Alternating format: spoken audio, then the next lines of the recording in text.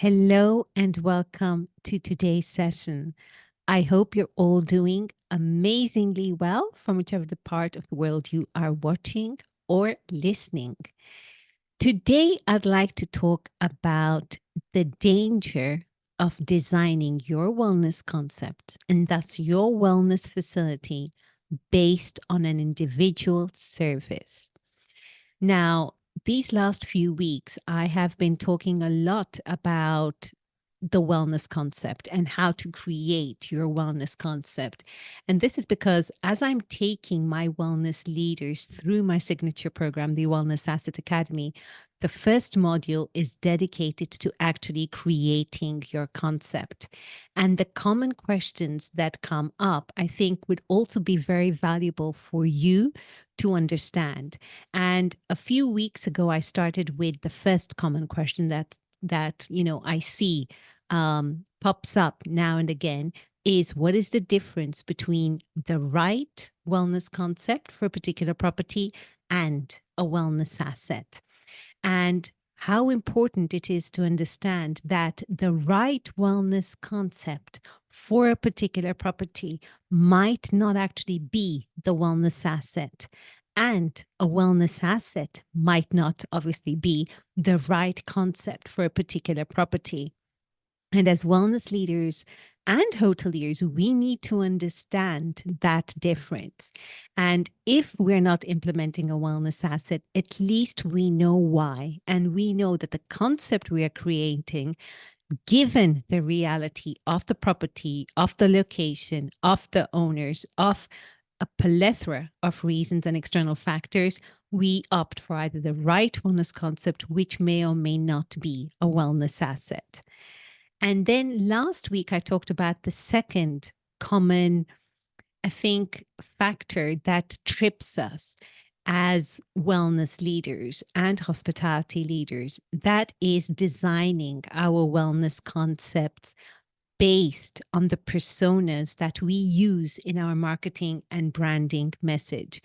And while that is all valid, I talked about how dangerous it can be to design your wellness facility. And we all know that wellness facilities do require a higher capital outlay. And normally the incubation period to see the results is higher than, let's say, a standard hospitality product. So it's dangerous to design your wellness concept and thus your wellness facility based on personas that are temporary, let's say from the 3 to 5 year. And that's where I introduced the concept of the values ecosystem, because values are something that stay along, stay during a very long period of time. And over time, our values only get deeper. Additionally, values are based on ethos. They're not really based on demographics, your socioeconomic background. And I have found when I'm designing wellness concepts and also the clients I take through the wellness concepts, when they're designed based on their values ecosystem, they tend to have more successful wellness offerings. They don't tend to jump in and have to change certain things that, again, require huge capital outlay. So I first started talking about the difference between the right wellness concept and a wellness asset. Then we deep dove into what I call the values ecosystem and designing your concept and your facility based on that. And the third thing I would like to talk about, and it's another kind of trap that we really get ourselves into, and that is designing our wellness concept and hence our entire wellness facility based on an individual service. I have talked a lot about what I call the wellness value iceberg, where at the tip of the iceberg, majority of hospitality and wellness leaders are talking about what tools they need to add to their wellness offering, what elements, so what piece of equipment, what treatments are they going to offer.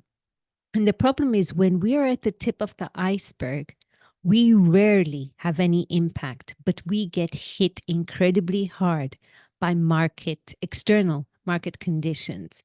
So the question is, how do you actually get to the base of the value iceberg where you can have a greater and huger impact within your wellness offering. And you do that by not designing your wellness offering based on an individual service, but instead based on the container. Now, let me give an example to really run, that idea, to bring that point across. Let's assume that the hammam treatment is this new craze right now, and we want the hammam treatment to be a core feature in our design and wellness concept because it looks beautiful, it's different and new in our market, and we like that idea. So what do? We invest in creating a hammam facility, in creating that room or rooms, the heated marble bed. We go into all the difficulty of the engineering of actually making that work, getting the materials in, getting it right, then training our therapists to actually perform the hammam treatments, and hopefully getting our guests to enjoy doing those treatments. Now, let's assume we've rolled that out as a core design feature. So that is part of our concept, the hammam. It's part of our concept, and we designed our concept and the facilities based on that. Hence, there is this huge capital outlay.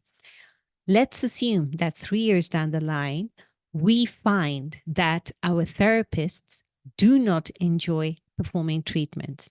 They do not enjoy getting totally soaked. They do not enjoy getting their makeup or their hair completely spoiled.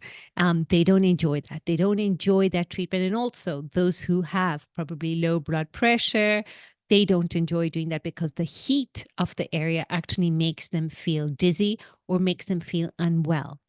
Now, if our therapists are not enjoying to perform the treatment, then our guests are incredibly unlikely to enjoy the treatment, even if they are great or avid hammam users. So let's assume that we've designed this facility based on this treatment. 3 years down the line, our therapists don't enjoy it. We can't oblige them to do it. Our guests, on top of that, do not like receiving it. Hence, it becomes a treatment in our menu, one of our core features that we are using to market and brand the world. But the reality is our sales are next to nothing. So what we've done is we've designed our wellness concept and the facilities based on one treatment that we thought would make us different. Now, that is probably an exaggerated example, and I could have probably explained that better, but we get the idea of how dangerous it can be designing your entire wellness facility based on a treatment that looks interesting today, but we've not quite understood the implications of making it a success, making it commercially sustainable, let's say from 5 to 10 years down the line. So I see this happen time and again because we always think that it's the what that differentiates us and never the how. And actually, wellness facilities that are designed in a very simple yet flexible format tend to have far more success. Now, let me define flexible. You have a treatment space that can be used for treatments, massages, facials, body wrap, and tomorrow you could double that up into a completely private meditation facility or meditation room, for example. Again, very random examples. But what we haven't done is designed our facility or our concept based on a service. And as leaders, we need to take care and be mindful. Are we at the tip of the iceberg? Are we designing our wellness concept and hence our facilities based on a particular service? Or is this based on a theme, on an outcome we want to deliver? So the way I advise my clients and all the wellness leaders I'm taking through the program is to actually first look at the container. What exactly do you want to offer? How specialist are we going? Is this going to be medical aesthetics? Are we going to require doctors on site? Are we going to do traditional Chinese medicine treatments? Are we going to do Ayurveda? That is when we are designed, when it comes to design functions, we actually getting more detailed. Some treatments require different kind of materials in their treatment rooms, and you require different kinds of equipment and just basically functional space for each kind of therapy we do. So let's look at the container. And then once we've created the container, the second step is to look at how will your guests feel during each touch point while they're receiving that treatment or your series of treatments that you will be offering within that container. And then you start designing based on that container and based on how your guests will perceive their entire experience in your facility.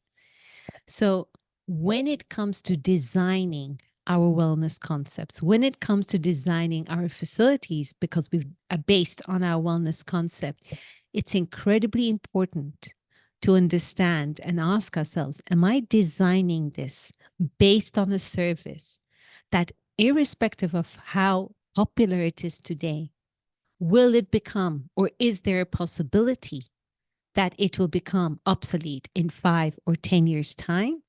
Or am I designing something based on a container, based on a philosophy that matches my value ecosystems, why I do what I do, who I want to serve, and how I serve is different from the hotel or the wellness facility next door. So today I just wanted to jump on quickly to talk about the importance of keeping away, or actually that danger, avoiding the danger of designing your facilities based on individual service. And on that cautionary note, I wish you all a beautiful day ahead. Take care.